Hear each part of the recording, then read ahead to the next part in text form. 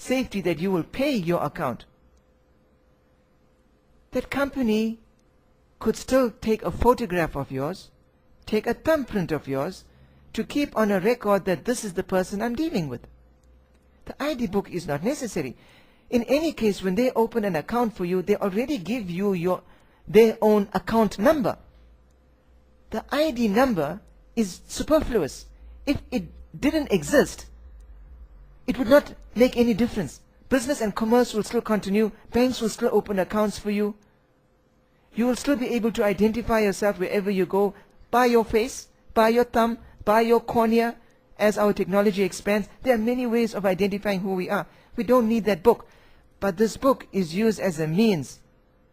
The book actually tells us that you are owned by the state, that you are an asset of the state, that the state is your God. And you carry that book as proof of serfdom. We don't need that book. We can achieve all the objectives that are served with that book by means that already exist.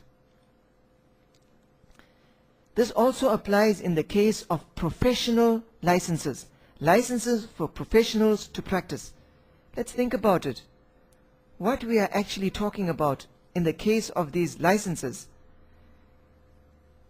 is that a person who is totally competent to do something is prevented from doing it because his license has been withdrawn.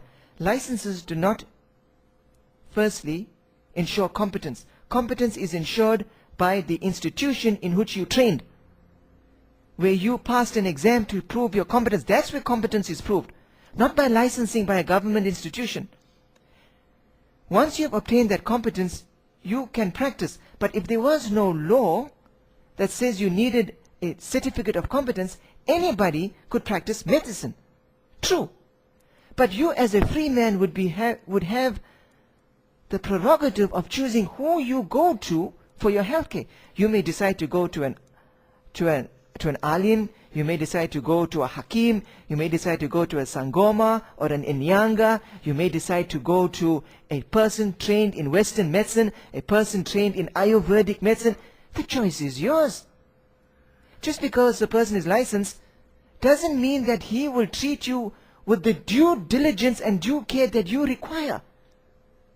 You have to determine that by exercising your own wisdom, by taking the advice of people who have gone to places that are competent. The person must prove himself in his practice rather than proving himself, rather than using a license as a means of proof. So even licenses in the form of professional practice is not required. Licenses serve to give the state a tool by which to suppress and to confine people that they want to silence. It's a tool of silencing. Licenses do not ensure standards. It's a tool to control and subjugate. It declares you will seek my permission for everything you will do. You have no right to think or act for yourselves. It is a means by which trouble may. That is what licenses are for. So don't fall for the trap of thinking it maintains standards. The practical implications of what I am saying is that if we adopt a new system, a system where people are now free and totally free in the true sense of the word, we would have financing without taxes. We would have the tools to address all the injustices of apartheid without taxes. We would have the end of the Reserve Bank. We would have a national bank which doesn't use interest. Private banks would lose their power to create money. We would have a rewriting of the Constitution, and there will be a dissolution of Parliament. That is what the implications are of the system that I am talking about.